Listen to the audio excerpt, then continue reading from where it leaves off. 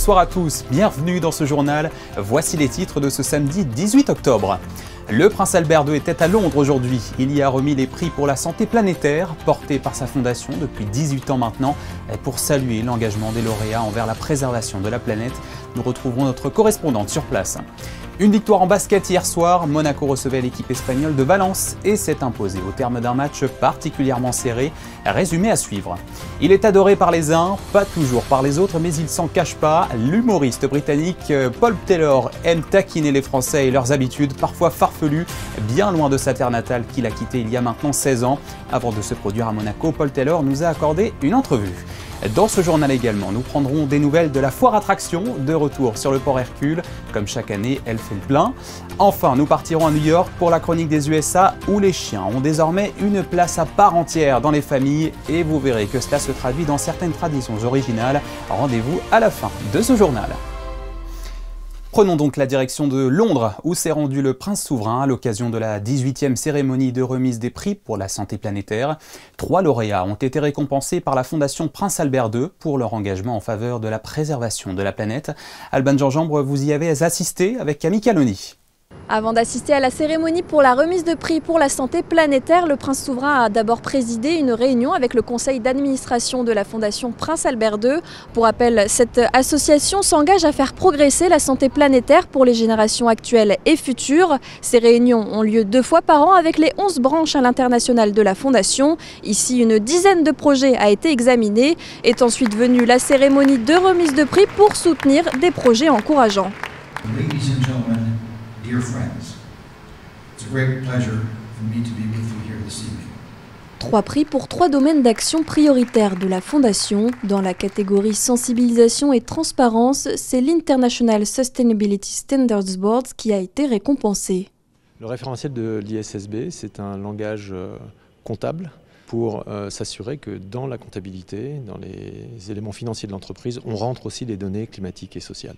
Ce que ça va changer, c'est qu'aujourd'hui, la comptabilité compte beaucoup de choses importantes, mais pas tout ce qui compte. Et en particulier, elle ne voit pas les risques qui sont dans les chaînes de valeur des entreprises, elle ne voit pas les risques qui sont dans des horizons de temps éloignés. C'est à ça que va servir ce langage, c'est de permettre l'évaluation de ces risques par le marché financier, les banques et les investisseurs. Dans la catégorie sciences, c'est le climatologue Dr Gavin Schmidt qui remporte le prix. Il faut savoir pourquoi on a arrivé à ce point-là. Et c'est à cause de nous, c'est à cause de la pollution des gaz à effet de serre. La science dit que ce qui va arriver dans le futur, c'est encore à nous de décider. C'est ce qu'on va donner, émettre dans l'atmosphère d'aujourd'hui.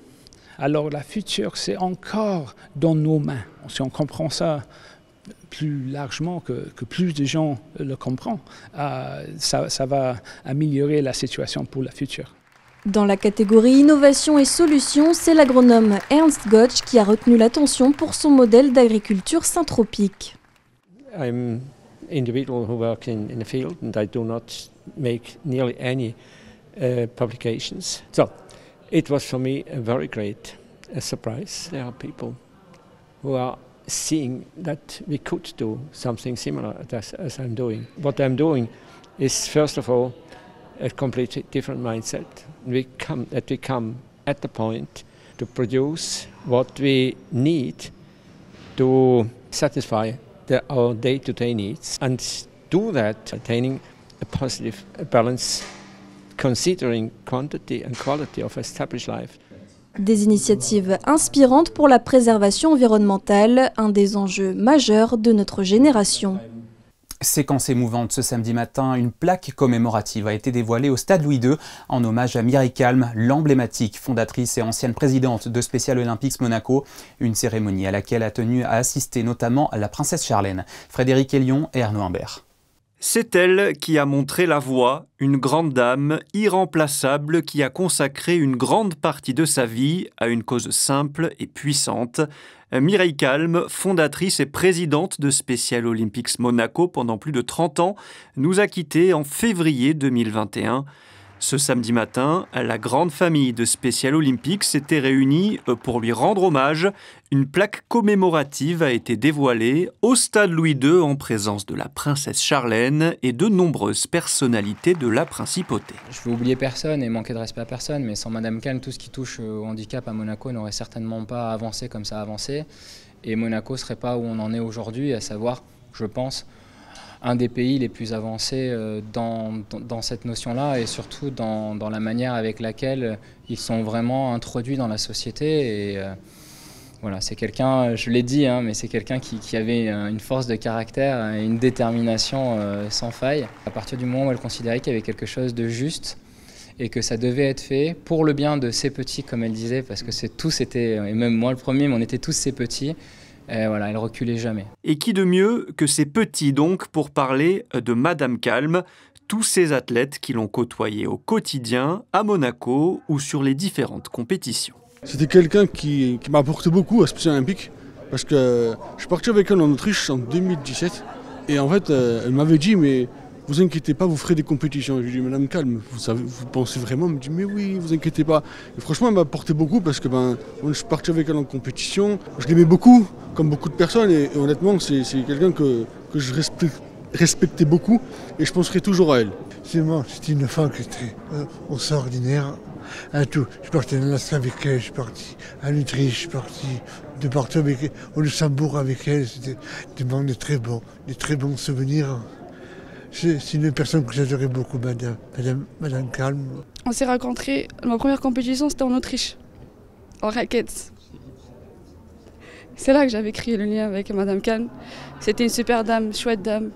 Et moi je garde que la famille, c'est avec elle qu'on a dit ce petit mot. Parce qu'une fois, dans les jeux, c'était un matin. Et un matin, j'ai dit bonjour Madame Calme. Elle m'a dit pardon, elle m'a dit pourquoi m'appeler Madame Calme et pas la famille. Et c'est pour ça qu'on dit toujours la famille à Special Olympics. Et c'est pour ça que j'appelle tout le monde la famille. Et chaque fois quand je gagne une médaille ou deux, je fais toujours hommage à Madame Calme, à toute ma famille. Après avoir brillé à Turin cet hiver, les athlètes monégasques s'envoleront pour le Chili en 2027 à l'occasion des Jeux mondiaux d'été Special Olympics. En basket, Monaco recevait hier les Espagnols de Valence à Gaston Médecin pour le compte de la 5e journée d'Euroleague. La Roca Team a montré deux visages, mais s'est finalement imposé 90-84, tout juste. Le résumé du match est signé Frédéric Elion et Jean-Alexandre Dordet. La Roca Team voulait se racheter après la défaite à Bologne et ce vilain 33% de réussite à 2 points. Monaco a montré un bien meilleur visage face à Valence vendredi soir, surtout en première mi-temps. Les Monégasques trouvent de l'alternance en scorant aussi bien au poste bas avec notamment Diallo et ses 16 points que longue distance où Strazel enquille les 3 points. Plus 5 Monaco après 10 minutes avec 71% de réussite à 2 points. Mirotic débute son festival et Kevarius Hayes protège le cercle avec ce contre incroyable en très haute altitude. Plus 20 Monaco à la pause. En deuxième mi-temps, les Monégasques se relâchent un peu, des pertes de balles évitables, moins d'intensité et Valence fait un petit rapproché avec notamment Branco Badio, 8 points en 1 minute. Valence va revenir plusieurs fois à -6 avec ici Costello en début de 4e quart-temps à 3 points, mais jamais les Espagnols n'arriveront à repasser devant. Nedovic redonne de l'air à Monaco, puis Diallo signe l'action de la soirée avec ce poster monstrueux sur le pauvre Puerto. 90-84, 3e victoire en 5 matchs d'Euroleague pour Monaco. On sortait d'une contre-performance en Italie avec la belle victoire qu'on avait réussi à obtenir à Milan. On voulait prendre les 2 matchs cette semaine. Maintenant, voilà, on ne l'a pas fait en Italie. Donc comme tu l'as dit, il fallait au moins qu'on prenne ce match à la maison. Et on a réussi à le faire, donc c'est le plus important. On a mal démarré, ils ont pris l'ascendant, plus 20 à la mi-temps. On sait qu'à Monaco, c'est quasiment impossible de revenir de plus 20 à la mi-temps. On sait que c'est une très bonne équipe qui joue physique. Donc on est revenu à 6 points. C'est bien, c'est positif forcément. Mais c'est pas suffisant et le match se joue surtout, je pense, sur la première mi-temps. Ça aurait été un match différent si on avait était capable de rester dans le match. Donc ouais, ça joue sur ça, à nous de progresser et d'essayer de mieux entamer les matchs, surtout face à des grosses équipes. Au classement, la Roca Team est 3e avant 2 déplacements à Sofia en Bulgarie pour jouer l'Hapoel Tel Aviv, puis en Grèce sur le parquet de l'Olympiakos. En tennis, la demi-finale de l'ATP 250 avait une drôle de saveur ce vendredi pour Hugo Nys et Édouard-Roger Vasselin à Bruxelles. Benjamin Bonzi, qu'il devait affronter avec Pierre Hugerbert, a abandonné son quart de simple face à Jiří Leka. Résultat, victoire par forfait pour le duo franco-monégasque qui ne perd pas au change puisqu'il part tout droit en finale. Revenons à Monaco à présent, où un nouveau timbre monégasque vient tout juste d'être dévoilé, mais petite particularité, cette fois il a été imaginé par une artiste chinoise. Seulement 55 000 paires ont été imprimées à Monaco et 4,5 millions en Chine pour commémorer 30 ans de diplomatie entre les deux pays. Sur ces timbres on peut distinguer 2 fleurs, l'orchidée et la campanule, symbole de la Chine et de la principauté. Écoutez les détails de Pascal Boisson et Lara Terlissi, Enza, au micro de Lisa Fernandez-Martins. Cette année marque le 30e anniversaire des relations diplomatiques entre Monaco et la Chine. Des relations qui s'inscrivent dans différents domaines, dont la culture. Et quoi de mieux que la philatélie pour représenter ce domaine culturel. Il y a eu beaucoup d'échanges, mais finalement, le résultat final, parce qu'il y avait des choix à faire, la thématique bien sûr, le modèle, la fleur, et le choix final, je trouve, est quand même très joli, très stylisé, très moderne, très vivant. Effectivement, c'est la Chine qui s'est chargée de l'édition définitive, de la fabrication, et c'est une artiste chinoise qui a été validée aussi par les autorités monégasques, qui a créé ce très beau dessin. Ils sont précieux effectivement parce que c'est exceptionnel, ce type d'émission qui est commémorative pour un anniversaire est exceptionnel. Le nombre de timbres qui sont émis est relativement peu nombreux, 55 000 ce n'est pas tant que ça, donc ce sera forcément très recherché par les collectionneurs, en tout cas c'est habituellement le cas. Bon, en Chine on a vu que c'était plusieurs millions, donc ça n'a rien à voir, mais le marché chinois s'intéresse aussi également beaucoup aux timbres de la principauté, tout simplement parce qu'ils ont une réputation internationale, de par leur rareté et de par la qualité et le prestige de ce qu'ils représentent sur le plan artistique. Le groupe de construction Probat Monaco vient de racheter Volpi Bâtiment, une alliance stratégique entre une société monégasque d'un côté, qui s'est imposée depuis plus de 20 ans dans le bâtiment de prestige sur les marchés particuliers, professionnels et publics, avec 200 collaborateurs, et de l'autre Volpi Bâtiment, emblématique société française implantée à Saint-Jean-Cap-Ferrat depuis 1980. Je vous propose d'écouter le président de Probat, qui est également à la tête de la chambre patronale du bâtiment de Monaco, Fabien Deplanche, au micro de Fabien Bonilla.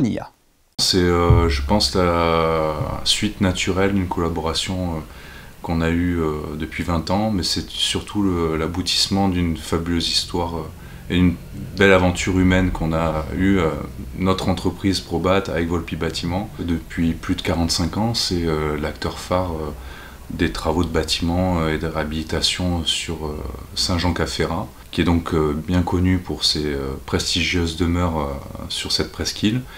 L'entreprise Volpi Bâtiment a toujours œuvré dans un niveau d'exigence et d'excellence artisanale qui l'a amené à faire des réalisations exceptionnelles.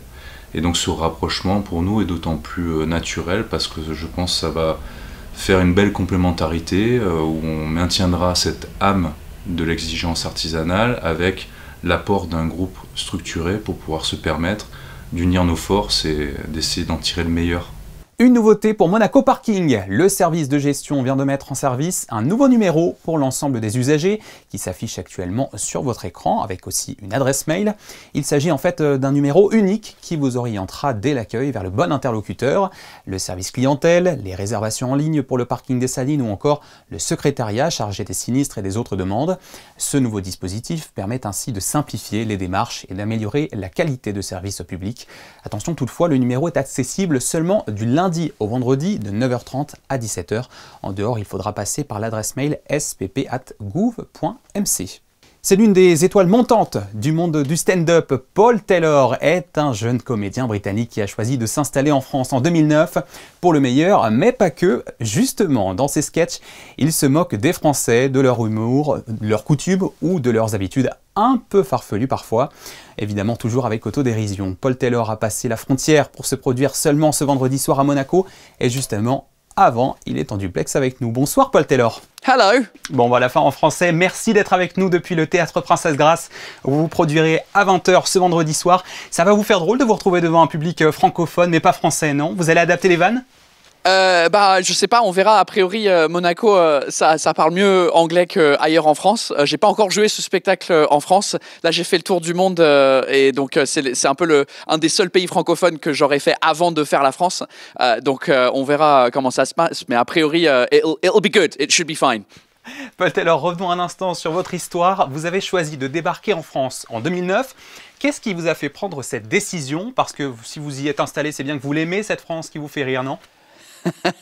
Ouais, si j'étais politiquement correct, je dirais que c'est à cause de ma femme que je suis venu en France. Mais en vrai, c'est à cause de mon ancien boulot. Je travaillais chez Apple pendant 10 ans et j'avais une opportunité de carrière en France.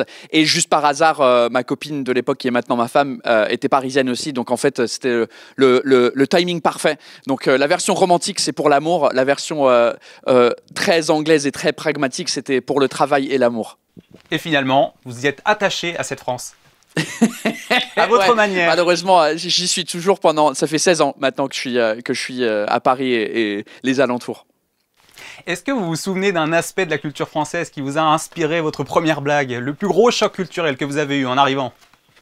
Ouais, le tout premier, c'était un peu le premier sketch et la première chose qui m'a fait exploser, c'était le côté de se dire bonjour en Angleterre, on se touche pas le visage, et donc j'avais fait tout un sketch sur le fait qu'en France, je savais pas quel côté il fallait commencer pour faire la bise, combien de bises il fallait faire, et je me suis rendu compte en fait même les Français savent pas parce que ça dépend de quelle région de France on est, combien il y en a, et de quel côté il faut commencer. Donc c'était tout ce système autour de se dire au revoir et bonjour dans des soirées qui m'avaient perturbé, et c'était un peu le début de l'aventure. Et ça commence par là, et puis après il y a les coutumes, les habitudes un petit peu farfelues des Français qui ont retenu votre attention. Oui, c'est un peu tout. En fait, c'était à travers de ma vie en tant qu'anglais et les choses que je remarquais qui me frustraient dans moi, mais plus parce que j'arrivais pas à m'intégrer à la culture française, et ça arrive tout, même aujourd'hui, où je suis frustré moi-même de mon comportement d'anglais, surtout, par exemple, quand il y a des files d'attente et je suis en France, et en tant que bon Britannique, je respecte la file d'attente et je pose pas de questions lorsque les Français ils trouvent n'importe quelle manière de rentrer dans la file d'attente et ça me rend fou en même temps, mais jaloux, parce que j'aimerais bien être comme les Français, à pouvoir m'intégrer dans une file d'attente et juste pas avoir... En fait, en tant qu'anglais, on a l'impression que les gens, ils nous regardent derrière, ils brûlent des trous dans notre tête avec leurs yeux parce qu'on a sauté devant eux. Donc ouais, c'est plein de petits trucs comme ça qui m'ont perturbé avec la culture française comparée à l'Angleterre. Dans la petite description qui présente votre spectacle, on peut lire ceci: Paul se moque des Français et ils adorent ça, ou alors ils lui disent d'aller se faire foutre en Angleterre. Bon, entre nous, ce sont les Français qui sont d'éternels râleurs et qui ont un sens de l'humour variable, ou bien ce sont certaines de vos blagues qui sont trop crues pour certains d'entre eux? Je crois que c'est peut-être un mélange des deux. Et en vrai, forcément, on n'aime pas quand on critique, quand quelqu'un vient et nous critique entre guillemets dans notre pays. C'est soit les deux commentaires que j'ai des gens que c'est rentre chez toi si t'es pas content, Brexit, t'as qu'à rentrer chez toi, ou c'est genre ouais, tu nous énerves mais t'as quand même un peu raison, parce que c'est vrai que pour choisir le vin sur une carte de restaurant, c'est compliqué, on sait jamais lequel choisir, et on demande l'avis de quelqu'un et puis il nous parle et on fait semblant de comprendre ce qu'il dit, et au final on prend le deuxième moins cher. Donc c'est un peu les deux. Bon, ça n'a jamais dégénéré pendant un spectacle à ce point-là? Non, en vrai, dans le spectacle, ça va. C'est plus en ligne, évidemment. En ligne, les gens, ils se cachent derrière leur pseudo. Donc, c'est dans la vraie vie. J'ai jamais eu quelqu'un qui est venu me voir ou de l'autre côté de la rue qui m'a dit « Hey, c'est toi l'anglais qui se moque de nous, bah rentre chez toi !» C'est jamais arrivé. Mais je l'attends. Il y a toujours une première fois pour tout. Donc, ça se trouve qu'à Monaco, en me baladant dans la rue, il y a un Français qui va m'insulter. Et puis, voilà, ça sera la première fois. Oui, non, vous êtes encore un petit peu loin de la France. Vous avez passé la frontière, comme je disais, en lancement. Et d'ailleurs, bon, on n'est plus dans cette rivalité France-Angleterre qu'on avait connue dans l'histoire. Non, c'est plus exactement aussi compliqué qu'à l'époque. Je le décrivais souvent comme une relation fraternelle où on est comme des frères qui s'aiment dans le fond, mais on aime bien se taquiner. Lorsqu'à l'époque, c'était beaucoup plus sérieux avec toutes les guerres qu'on a eues entre nous, mais là, pour l'instant, ça va. Forcément, mais l'humour taquin envers les Français et l'autodérision, c'est quelque chose qui de toute façon se fait beaucoup chez les comédiens en France. Mais qu'est-ce qu'il y a de british dans votre spectacle, hormis le fait que vous soyez britannique? Qu'est-ce que l'humour british en fait? Je crois que c'est l'autodérision sur nous-mêmes. J'ai l'impression que les humoristes britanniques, ils vont plus facilement vers l'autodérision sur soi-même, lorsqu'en France, c'est plus une critique de la société en général. Et en Angleterre, on se focalise sur nous-mêmes et de dire, bah en fait, oui, même si je monte sur scène et je fais rire des gens, en vrai, je suis hyper timide dans la vraie vie, et de se concentrer sur soi. Lorsqu'en France, des fois, on a un peu un ego où on a peur de ouvrir nos propres plaies sur notre vie et comment on est. Je sais pas si je m'explique bien, mais bon, c'est une histoire de chauvinisme. Moi, finalement. Oui, ouais, un peu, mais pas tant que ça. C'est plus, oui.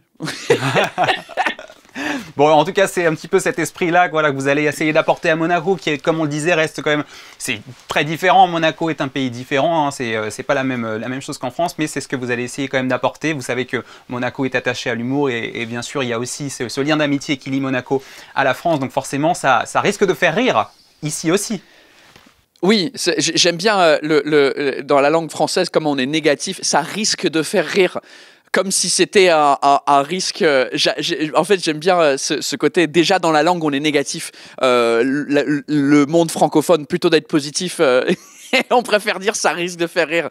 Donc ouais, j'aime bien. Oui, c'est dans le meilleur des cas, les gens y rient, et dans le pire des cas, ils sont assis avec les bras croisés. Et ils aiment pas ça. Donc dans les deux cas, les gens, au moins, ils viennent découvrir quelque chose de nouveau. Ouais, et surtout en anglais. Oui, 100% en anglais. Paul Taylor, merci beaucoup d'avoir été notre invité pour nous parler de votre spectacle que vous allez jouer donc ce vendredi soir au Théâtre Princesse Grace. Merci à vous et bon spectacle.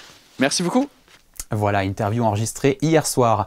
Vous l'attendiez avec impatience, elle est de retour sur le Port Hercule. Je vous parle bien sûr de la foire attraction. Elle revient chaque année à la même période et n'est jamais boudée par petits et grands qui viennent s'y amuser après l'école, faire un tour de manège ou déguster de bonnes gaufres. Aujourd'hui, on est samedi, alors forcément, il y a du monde, Sarah. Et oui Théo, les familles, les groupes d'amis et même les amoureux se sont donné rendez-vous ici à Monaco sur le Port Hercule pour profiter des nombreuses attractions. Il y en a de nouvelles cette année, on va vous les montrer. Et puis aussi des stands gourmands, il y a de quoi se faire plaisir. La foire attraction 2025 est ouverte, on vous y emmène. Allez, c'est reparti les amis, on s'accroche bien, c'est reparti. 800 000, c'est le nombre de visiteurs enregistrés l'année dernière. La foire de Monaco attire toujours plus de monde, c'est plus que le village de Noël. Certains n'hésitent pas à faire de la route, comme cette famille venue d'Aix-en-Provence. On est allé voir le musée océanographique, et là ensuite on va voir les voitures du Prince Albert ensuite. Voilà. Et là on va faire des manèges pour les enfants. Voilà, on profite. Est-ce qu'il y a des attractions, vous êtes passé, vous vous êtes dit oh là là, ça faut que je le fasse? Les pistolets là-bas. T'as un pistolet, mais papa il veut pas. Mais je pense qu'ils vont gagner. La pêche au canard, c'est un incontournable. Inconditionnel même, je dirais. Ça fait des années et des années que ça dure et on espère que ça va durer encore des années. Vous avez eu du monde déjà? Je vois que vous n'arrêtez pas depuis tout à l'heure. C'est marrage, mais on a le beau temps. Alors oui, ça commence à bouger pas mal, oui. Vous êtes venu avec qui? Papy. Et là, vous faites quoi exactement? C'est pas la pêche au canard? On a fait la pêche aux tortues. On a fait 2 tours. Parce que assis, c'est déjà pas facile. Alors la cage, là, c'est le top. Non? Oui ou non, Maran? C'était très bien. Et par contre, ça m'a un peu donné la tête qui tourne. Cette année, la mairie a repensé l'organisation des stands. Ceux à sensations fortes sont placés sur la Dare Sud et les autres sur la partie supérieure du quai Albert Ier. Et chaque espace, bien sûr, comporte son lot de nouveautés. Nous avons le gyroscope, c'est une sorte de boule en métal, petite structure qui vous mélange, vous fait retourner la tête dans tous les sens. Donc nous avons, et nous sommes au pied du Caraïbe Show qui est donc sur la partie du haut, au milieu de la foire. Et il y a également un manège de Disney, donc pour les tout petits. Et bon, ce n'est pas un manège, mais il y a un nouveau chalet de bouche qui est un restaurant thaï, disons un fast-food thaï qui est donc à l'entrée de la foire. Parce qu'on y vient aussi pour se régaler. Et là, il y a la team salée et la team sucrée. Toujours avec les churros. Nutella? Nutella, forcément. Soyez prêts pour Halloween, venez déguisés, mais présentez-vous sans armes factices, elles pourraient vous être confisquées à l'entrée. Vous avez jusqu'au 19 novembre pour profiter de l'ambiance unique de la foire et tester les nouveaux manèges. Pour certains, attention, il faut avoir le cœur bien accroché pour ne pas finir en pleurs. Nous, on se contentera du lancer de cerceau. Oui! Est-ce qu'on peut l'applaudir? Halloween a pris un peu d'avance hier à Monaco. On est encore un peu loin du 31 octobre, mais l'association Entre Parents a décidé d'organiser une petite fête au Larvoto. Distribution de bonbons, ballons et tatouages, tout y était pour ravir les enfants avant l'heure. Mission réussie, comme vous le voyez sur ces images. Comme chaque samedi, c'est l'heure de retrouver notre correspondante à New York pour sa chronique des USA. La ville de New York, justement, a reconnu en juin dernier que les chiens étaient des membres à part entière des familles. C'est vrai que nos animaux de compagnie occupent une place de plus en plus importante dans nos foyers. Bonsoir Alexandra Pani, cette actualité vous a donné l'idée de nous parler d'une tradition bien singulière qui montre l'importance qu'on accorde à nos fidèles compagnons. Oui, bonsoir à vous. C'est effectivement une tradition qui peut surprendre. Elle dure pourtant depuis plus de 50 ans.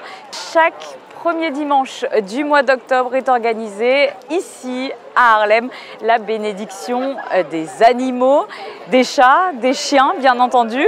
Mais vous allez le voir, d'autres espèces sont également les bienvenues. Reportage.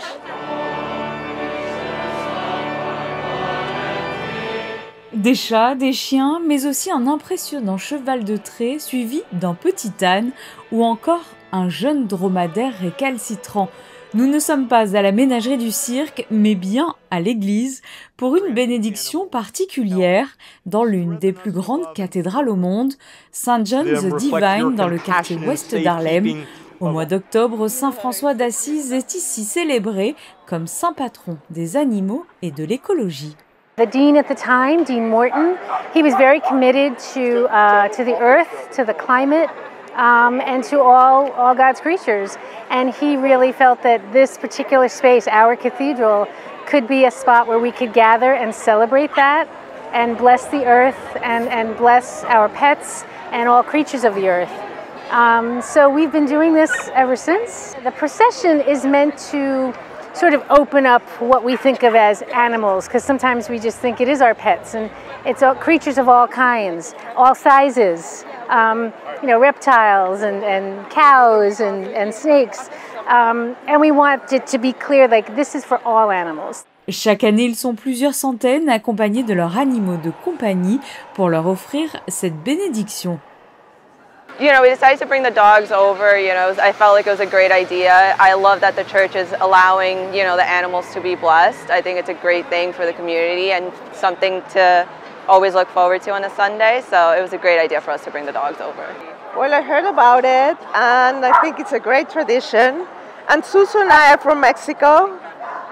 We've never been here before. We actually did it over in the park, and so we were outside with all of the other dogs, and they just gave her a blessing, and that was it. She was really good. Yeah, she loved it. She was friendly to everybody, and yeah, I'm very proud of her. Un moment avant tout de partage et de célébration de toutes les créatures qui peuplent notre planète. Ouais, bel hommage. Et c'est sur ces images que s'achève cette édition. Merci à vous de l'avoir suivi.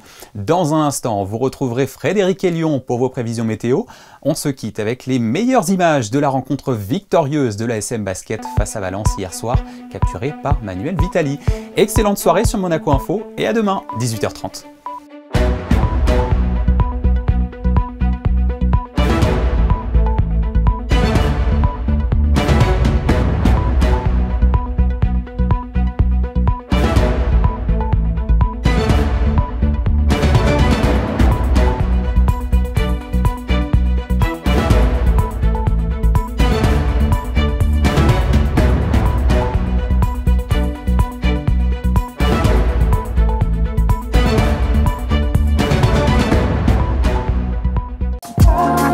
Le Maya Hôtel Courchevel 1850, nouveau boutique hôtel de Courchevel, vous présente la météo.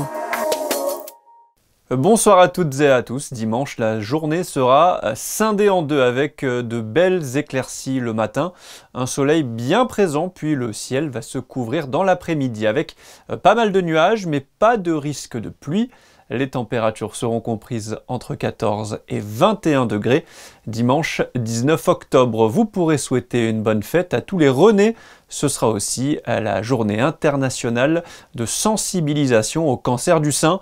Logique, en plein octobre rose, ce mois de campagne si important pour sensibiliser le grand public au dépistage de ce cancer. Rappelons aussi que les dons sont importants pour faire avancer la recherche. Une excellente soirée sur Monaco Info. Le Maya Hotel Courchevel 1850, nouveau boutique hôtel de Courchevel, vous a présenté la météo.